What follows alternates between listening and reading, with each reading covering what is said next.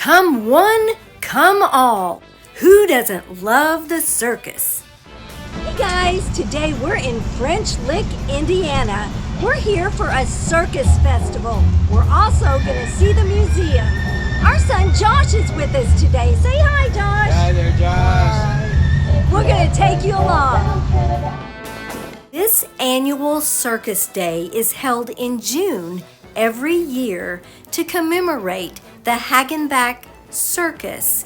There was a horrible train wreck in 1918 where 86 performers were tragically killed. About the history of French Lick and West Baden Springs. We first went through the museum, which was rich in history. Items here is right there. That is a mastodon tooth. A mastodon tooth? We've never seen one of those before. The first part of the museum was the history of the towns. The second part is the circus museum. Information about that. Henry Cross was the artist, the painter. Ferdinand was the stone carver. We actually have Ferdinand's actual carving tools that he used. If you've been to the West Baden Hotel, original fountain that was in the center of the atrium, which is now in the center of the driveway, he actually hand carved that. This was such a cool exhibit to see. French Lick and West Baden Springs hotels were known for their mineral waters, so they actually bottled it and sold it as a laxative.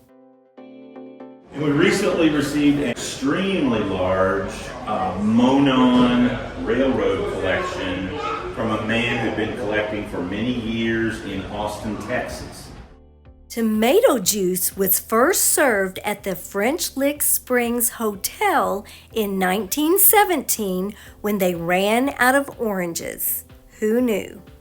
West Baden Springs Hotel is one of the most unique hotels in the world. Keith actually went to college there in the mid-70s. It has since been totally restored.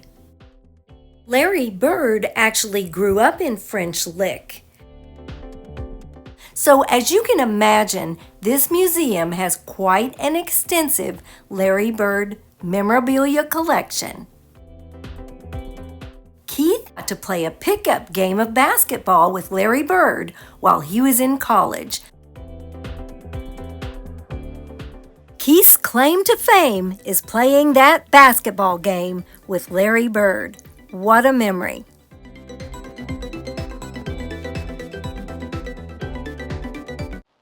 Then we entered into the circus part of the museum.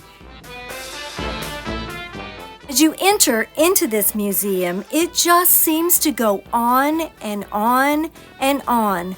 So much memorabilia and circus history to see. This museum has the world's largest circus diorama. The scale model exhibit was painstakingly put together by Peter Gorman over several years. It depicts the Hagenbeck Wallace Circus in incredible detail from the moment the train rolls into town and parades through the village right under the big top. In fact, a lot of the performers that were in this picture in 1915 were more than likely killed in that train wreck in 1918. And there were 86 killed, is Yes. that correct? When circus performers die, they remove spokes from the wheel to honor them. Pictures from the train wreck were heartbreaking to see, and that is why they have this weekend every year to honor these 86 people who were killed. There is so much circus history gathered here in this place, from old circus posters to this huge diorama. Ed Ballard owned the Hagenbeck Wallace Circus. Ed Ballard owned the circus from 1915, the Hagenbeck Wallace and others, until 1929, and he sold his circus to John Ringling just before the Great Depression. This diorama has well over 150,000 pieces. It took the museum nearly 3 months to set it up. Our favorite was seeing all of the tents set up just as they would have been in the 1900s. Circuses were a really big deal back then. They came from everywhere to see the circus. There was such an excitement for the people when the trains rolled into town. They paraded through the villages right up until they had the shows in the big top. Can you even imagine the excitement that they had when this rolled into town? When walking through the museum, your eyes hardly knew where to look. There were so many historic artifacts.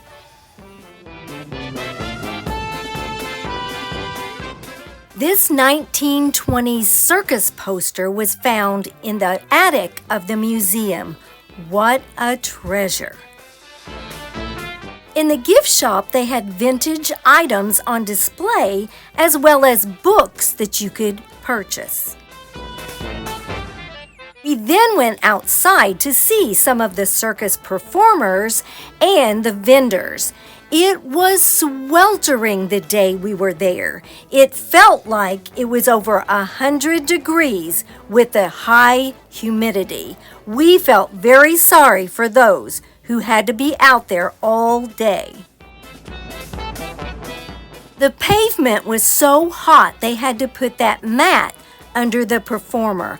I can't even imagine how hot that ring was that she's in.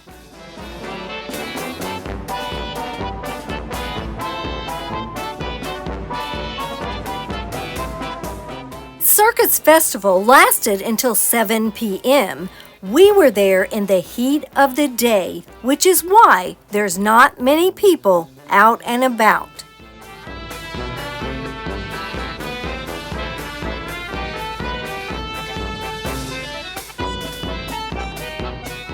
We felt especially bad for those who were walking around in those hot costumes because it was unbearably hot outside.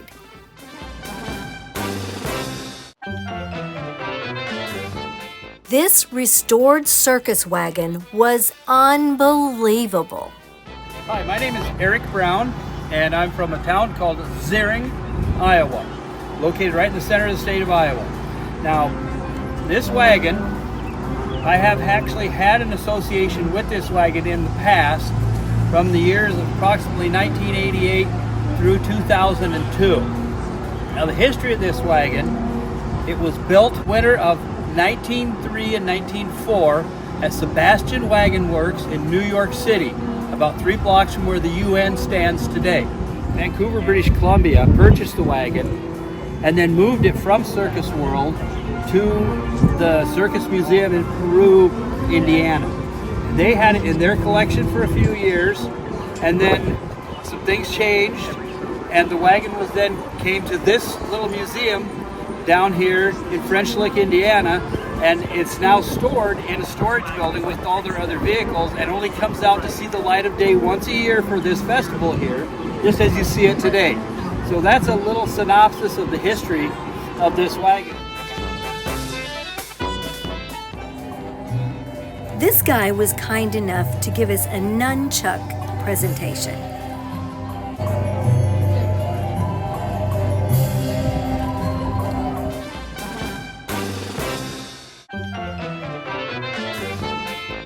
There was a good variety of food trucks there at the festival and also a kids zone.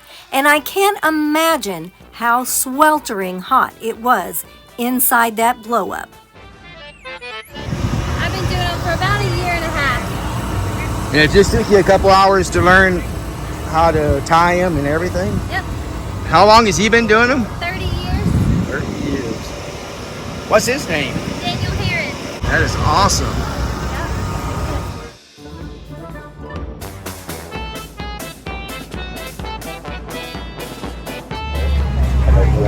So when you hold her, just let her kind of do her own thing. Don't squeeze her.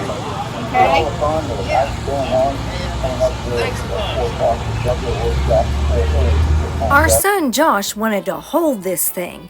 It was a hard no for me. She's a ball python. How old is she?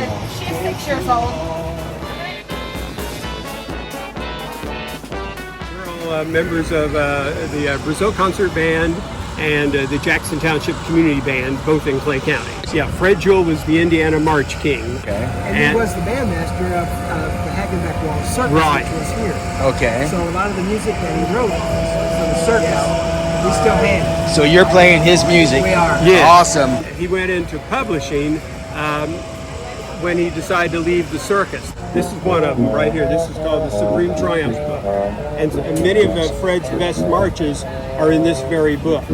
He wrote them 10 to 15 years, up to 20 years before then. 1900, you might as well And say. then he decided to become a publisher when he moved back to Worthington.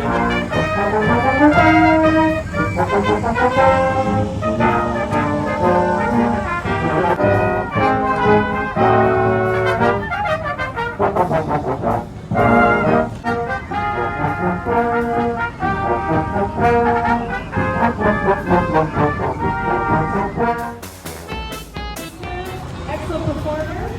So in about 10 minutes, we'll begin his juggling workshop. And I'll give you a little intel information on when juggling started. It's been around for a while. All right, knees slightly bent. Okay, you don't want to lock your knees. Stand like this. You want to be flexible. This is your stance for juggling. Where do you look when you're juggling? So you watch a square space that I call the vision square. Throw, snap, catch. Throw, snap, catch. Throw, stop. Throw, stop.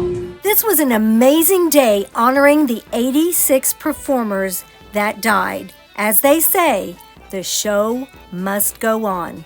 If you would like to see more of our videos, click the video that just popped up on your screen.